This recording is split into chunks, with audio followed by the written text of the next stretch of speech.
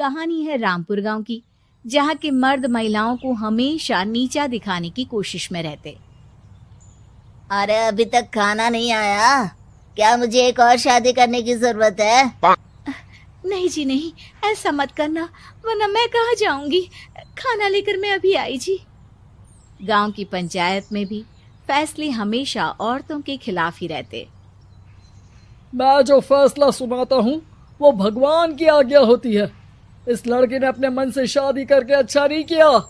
लड़के को घर भेज दो और इसकी शादी इसकी जाति की किसी लड़के से करवा दो, लेकिन ये लड़की, इसे तो गांव के बाहर निकाल दो। नहीं नहीं जमींदार साहब, ये क्या बोल रहे हैं? ऐसा नहीं हो सकता। मेरी बेटी मासूम है, इसे अच्छे बुरे की समझ नहीं है। अरे कहाँ जाएगी ये बेचारी? कहाँ जाएगी? इतनी चिंता है तो पूरे परिवार का गांव निकाला कर देते हैं। बेचारे पूरे बसे बसाए परिवार को गांव छोड़ना पड़ता है। चाहे जो हो, अगर बेटियों को कंट्रोल नहीं कर सकते तो गांव में रहने का कोई मतलब नहीं है। यहाँ औरतों को दब कर रहना होगा।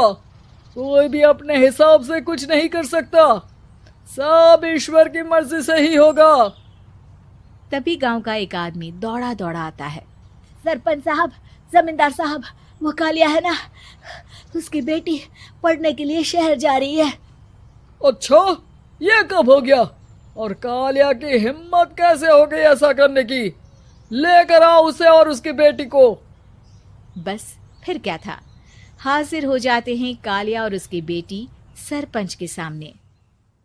और कालिया, ये क्या सुनने में आ रहा है? बेटी को इंजीनियर बना रहा है तू? और ये बता, गांव में तो स्कूल नहीं है, फिर कहां से इतनी क्लास पास कर गई तेरी बेटी?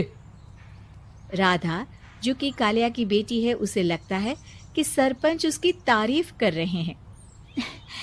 सरपंच जी, मैंने ऑनलाइन पढ़ाई की है, डिस्टेंस लर्निंग से। सभी में मैंने अच्छे नंबर पाए हैं, जिसे देखते हुए शहर की इंजीनियरिंग कॉलेज में मुझे स्कॉलरशिप मिली है। वाह जी वाह, क्या होती है ये? पहले तो ये बताओ, फिर आगे की बात करते हैं। पूरा गांव राधा की बात सुन रहा था और राधा बोलती जा रही थी। तो ऐसे मैं फ्री में एक अच्छी शिक्षा लेकर गांव में जो कुछ परेशानियां हैं, जैसे बिजली, पानी और इंटरनेट जैसी समस्याओं के लिए काम करूंगी। मैं गांव को शहर से जोड़ने के लिए पुल का निर्माण करवाने का प्रस्ताव रखूंगी। मुझे पूरी उम्मीद है कि जल्द ही हमारा गांव भी तरक्की की राह पर चल पड़ेगा। राधा की बात सुनकर सारे गांव वाले ताली बजाने लगते हैं। सरपंच को समझ नहीं आता कि वो क्या करे। चुप रह नादान लड़की, गांव के खिलाफ जाने के लिए तुझे गांव से बेदखल कर दिया जाएगा, वो भी पूरे परिवार के साथ। और हाँ, अगर ठीक से गांव में रहना चाहती है तो ये पढ़ाई लिखाई छोड़ दे। हम तेरे लिए गांव का कोई होनहार लड़का देखेंगे। तभी गांव का एक आदमी बोल पड़ता है। अरे नहीं नहीं सरपंच जी, राधा बिटिया जो बता रही है, अगर वैसा हो जाए तो हम लोगों को पैसा कमाने के लिए बाहर नहीं जाना पड़ेगा। हाँ जी, और ना ही कोसों दूर पानी के लिए भटकना पड़ेगा। हमारे बच्चे भी अच्छी पढ़ाई कर सकेंगे और आगे बढ़ेंगे, ना कि हमारी तरह खेती करते बैठेंगे। क्यों गांव वालों, राधा बिटिया का साथ देना चाहिए ना। सरपंच देखता है कि गांव राधा के साथ है तो वो चुप हो जाता है। वो घर आकर अपने सलाहकार से बात करता है, जो बहुत ही चालाक किस्म का इंसान होता है। अरे सरपंच साहब, आपको बहुत ही होशियारी से काम लेना पड़ेगा।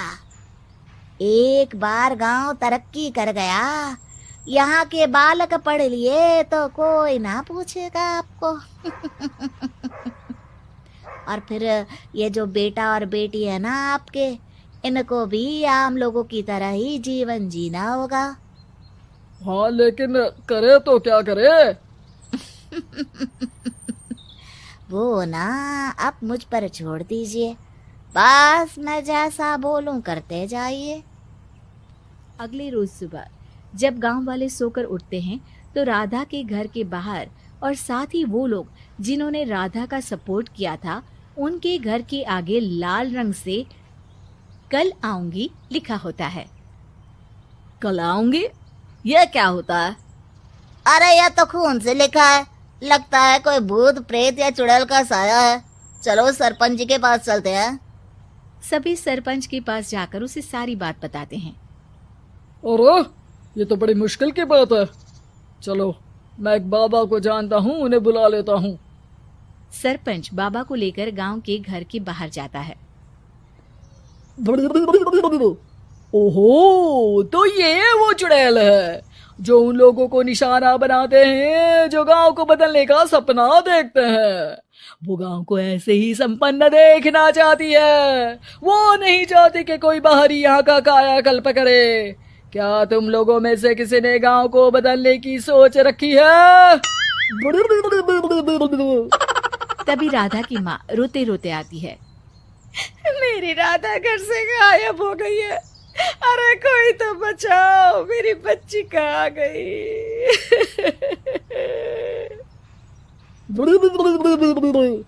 ले गई वो चुड़ैल, तेरी बच्ची को ले गई। अब वो उसे श्रापित करके छोड़ेगी, उस पर चुड़ैल का साया हो जाएगा। तभी बुरी सी हालत में राधा भी वहां आ जाती है। उसके बाल चुड़ैल की तरह फैले होते हैं और कपड़ों में खून लगा होता है। सभी राधा को देखकर डर जाते हैं। माँ, पता नहीं मुझे कौन उठा कर ले गया था।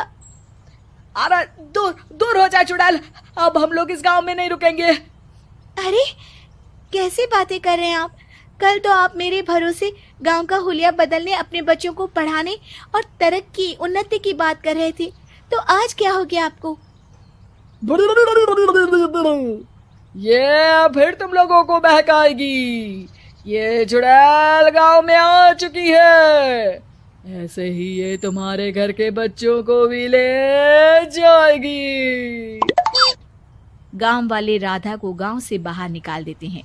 उसके माँ बाप रोते रहते हैं, लेकिन गांव वाले नहीं मानते। मैं भी अपनी बहन के साथ गांव के बाहर रहूंगा, लेकिन वो पढ़ाई नहीं छोड़ेगी। वहीं सरपंच के घर पर सलाहकार कहता है। देखा, सांप भी मर गया और लाठी भी नहीं टूटी।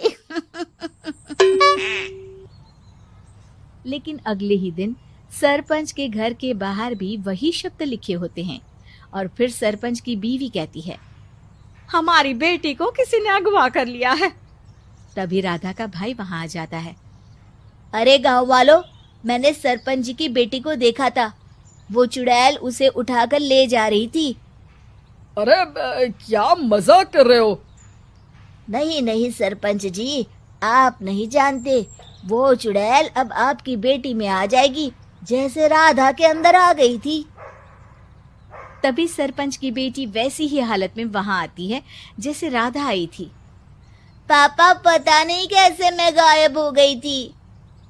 चुड़ैल, इसके अंदर भी चुड़ैल का साया है, मारो इसे। अरे नहीं नहीं, इसे भी राधा के पास गांव के बाहर ही भेज दो। अरे चुप रहो, मेरी बेटी कहीं नहीं जाएगी और चुड़ैल वुड़ैल कुछ नहीं होता है। अरे कैसे बात कर रहे हो सरपंच जी? आप तो बोल रहे थे कि आपका फैसला भगवान का ज्ञान होता है, तो अपने पर बात आई तो अब आप ऐसे बोल रहे हैं।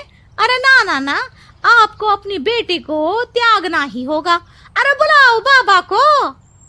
राधा का भाई बाबा को ले आता है, जिसे अब गांव वालों के डर के कारण सच बोलना पड़ता है। मैं कोई बाबा नहीं हूँ, मैं तो मोची था। ये सलाहकार महोदय ने मुझे कहा था एक्टिंग करने को।